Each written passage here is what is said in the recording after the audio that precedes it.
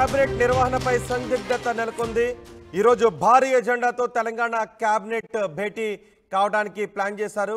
కానీ cabinet మీటింగ్కు EC permission ఇంకా రాలేదు.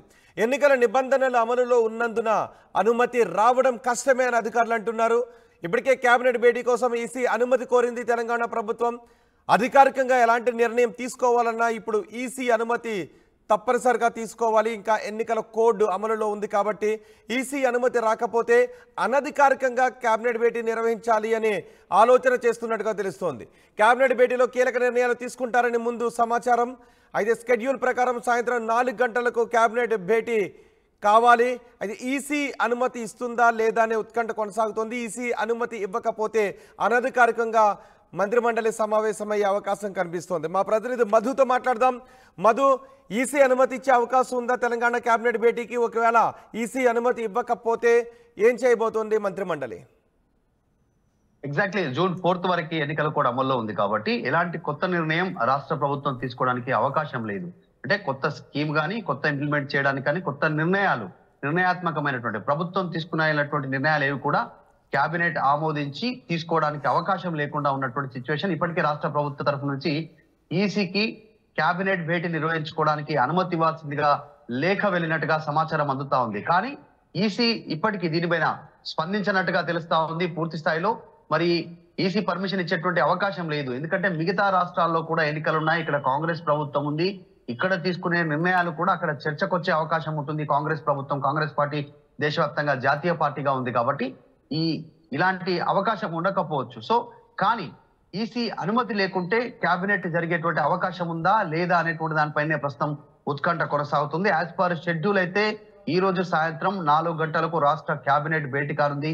పలు కీలకమైనటువంటి అంశాలపైన వాళ్ళు నిర్ణయం తీసుకోనున్నారు. ఇప్పటికే రాష్ట్ర ప్రభుత్వం చాలా స్పష్టతనిచ్చే ప్రయత్నం చేసింది. ఒక నోట్ విడుదల చేసింది మీడియాకు చాలా స్పష్టంగా. త్వరలోనే కొన్ని కీలకమైనటువంటి అంశాలపైన రాష్ట్ర ప్రభుత్వం నిర్ణయం తీసుకోనుంది అనేటువంటిది. ఆదాయ వనరులను పెంచుకోవడం కావచ్చు, తర్వాత మేడిగడ్డ సుందిళ్ళకి సంబంధించినటువంటి ప్రాజెక్టు అంశాలపైన నేషనల్ డ్యామ్ సేఫ్టీ ఇచ్చినటువంటి అథారిటీ ఇచ్చినటువంటి మధ్యంతర ఉత్తర్వు పైన నిర్ణయాలు తీసుకోవడం కావచ్చు, తర్వాత ప్రొక్యూర్మెంట్ ధాన్యం సేకరణకు సంబంధించినటువంటి అంశంలో ధాన్య సేకరణ పైన దృష్టి పెట్టాలి.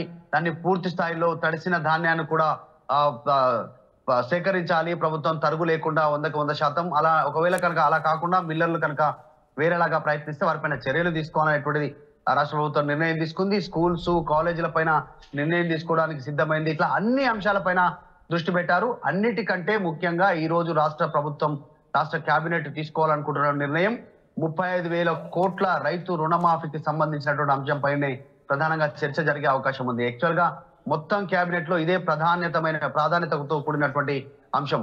కానీ మరి ఈ రోజు రాష్ట్ర కేబినెట్ జరుగుతుందా, అఫీషియల్ గా జరగదా అనేటువంటి దానిపైనే సందిగ్ధత కొనసాగుతా ఉంది. ఎట్టి పరిస్థితుల్లో ఈసీ సాయంత్రం వరకు పర్మిషన్ ఇచ్చేటువంటి అవకాశం ఉండకపోవచ్చు. ఎన్నికలు కూడా అమల్లో ఉంది కాబట్టి అనేటువంటిది చర్చ కొనసాగుతా ఉంది. కాస్త దూరంగా వెళ్తా ఉన్నారు ముఖ్యమంత్రి రేవంత్ రెడ్డి. ప్రభుత్వ నిర్ణయాలను చాలా వేగంగా ప్రజల కోసం తీసుకోవాలి అనేటువంటి దిశగా వెళ్తున్నారు అనేటువంటిది పార్టీ చెప్పే ప్రయత్నం చేస్తా ఉంది. కానీ చివరాఖరికి ఒకవేళ ఈసీ అనుమతి లేకుంటే మాత్రం ప్రభుత్వం కేవలం మంత్రుల సమావేశంగా దీన్ని నిర్వహించి తీసుకున్నటువంటి నిర్ణయాలను ఫోటోలు వీడియోలు బయటికి విడుదల చేయకుండా, అంటే ఇది రాష్ట్ర కేబినెట్ అధికారికంగా జరిగిందనేటువంటిది అలా సమాచారం ఇవ్వకుండా లోపల అంతర్గతంగా చర్చించిన తర్వాత సమాచారాన్ని మీడియాకు చేరవేసే అవకాశం ఉంది.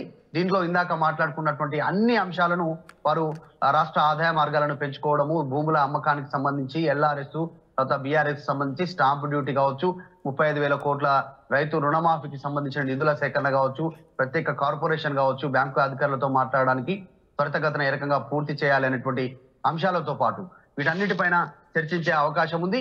సో ఈ నిర్ణయాలన్నీ కూడా అధికారికంగా రాష్ట్ర కేబినెట్ సమావేశం అయింది అనేటువంటిది చెప్పకుండా అంతర్గతంగా చర్చించుకునేటువంటి అవకాశం కనిపిస్తా ఉంది. ప్రస్తుతం ఈసీ అనుమతి లేకపోవడంతో రాష్ట్ర కేబినెట్ భేటీ పైన ప్రస్తుతం అంటే అనధికారికంగానైనా ఈసీ అనుమతి రాకపోతే అనధికారికంగానైనా స్కెడ్యూల్ ప్రకారం సాయంత్రం 4 గంటలకు మంత్రిమండలి సమావేశం అవకాశం ఉందా? ఎగ్జాక్ట్లీ, ఖచ్చితంగా. నిన్న ఆల్రెడీ ముఖ్యమంత్రి రేవంత్ రెడ్డి భేటీ అయ్యారు, మొన్న కూడా భేటీ అయ్యారు. వరుసగా కేబినెట్ సమావేశాలు అధికారికంగా కాకుండా ఆల్రెడీ సెక్రటేరియట్ లో ఆయన కొద్దిమంది అధికారులతో శాఖాపరమైనటువంటి అంశాలపైన భేటీ అవుతా ఉన్నారు.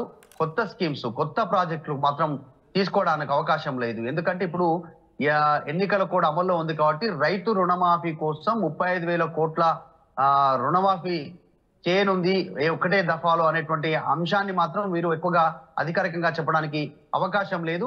సో దానిపైనే రాష్ట్ర ప్రభుత్వం ఆలోచన చేస్తా ఉంది. ఈసీ అనుమతి ఇస్తుందా లేదా అనేటువంటిది ఇప్పటికే లేఖ రాశారు కాబట్టి ఈసీ అనుమతి ఇవ్వకుంటే అంతర్గతంగా ఈసీ అనుమతి లేకున్నప్పటికీ కూడా మంత్రుల సమావేశం పేరిట సాధారణంగా భేటీ కావచ్చు. కాబట్టి రాష్ట్ర క్యాబినెట్ భేటీలో తీసుకునేటువంటి నిర్ణయాలు చాలా నిర్ణయాత్మకంగా ఉంటాయి, చాలా పవర్ఫుల్ గా ఉంటాయి.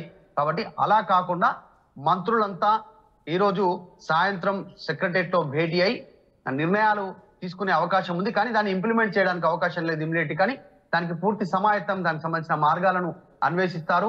ఆదాయ వనరుల పైన ఏ బ్యాంకులు ఎక్కువగా రుణం ఇవ్వడానికి సిద్ధంగా ఉన్నాయనేటువంటిది అధికారులు ఇచ్చినటువంటి నివేదిక పైన, తర్వాత ఒకే దఫాలో 35,000 కోట్ల రుణమాఫీ చేయాలంటే 10 నుంచి 15 సంవత్సరాలు రాష్ట్ర ప్రభుత్వం నెల బ్యాంకర్లకు నెల దానికి సంబంధించినటువంటి ఈఎంఐ అంటే ప్రభుత్వం నెల చెల్లించాల్సినటువంటి బకాయిలు చెల్లించాల్సినటువంటి అవసరం ఉంది. 10 నుంచి 15 సంవత్సరాలు దానికి లిమిటేషన్ పెట్టడానికి వీటన్నిటిపైన చర్చించే అవకాశం ఉంది. కాబట్టి బయటికి చెప్పకపోయినప్పటికీ ఈసీ అనుమతి లేకపోయినా ఈరోజు కేబినెట్ భేటీ అనధికారికంగా సెక్రటరియట్ లో భేటీ అవకాశం ఉంది. రైట్ మధు, తెలంగాణ క్యాబినెట్ నిర్వహణపై సందిగ్ధత నెలకొంది. క్యాబినెట్ మీటింగ్కు ఈసీ ఇంకా పర్మిషన్ ఇవ్వలేదు. ఎన్నికల నిబంధనలు అమల్లో ఉన్నందున అనుమతి రావడం కష్టమని అధికారులు అంటున్నారు. ఇప్పటికే క్యాబినెట్ భేటీ కోసం ఈసీ అనుమతిని కోరింది ప్రభుత్వం. అధికారికంగా ఎలాంటి నిర్ణయం తీసుకోవాలన్నా ఈసీ అనుమతి తప్పనిసరి. ఈసీ అనుమతి రాకపోతే అనధికారికంగా నిర్వహించే అవకాశం కనిపిస్తోంది. క్యాబినెట్లో కీలక నిర్ణయాలు తీసుకుంటారని ముందు నుంచి ప్రచారం జరిగింది. స్కెడ్యూల్ ప్రకారం సాయంత్రం 4 గంటలకు క్యాబినెట్ భేటీ ఉండాలి. ఈసీ అనుమతి ఇస్తుందా లేదా అనే ఉత్కంఠ కనిపిస్తోంది.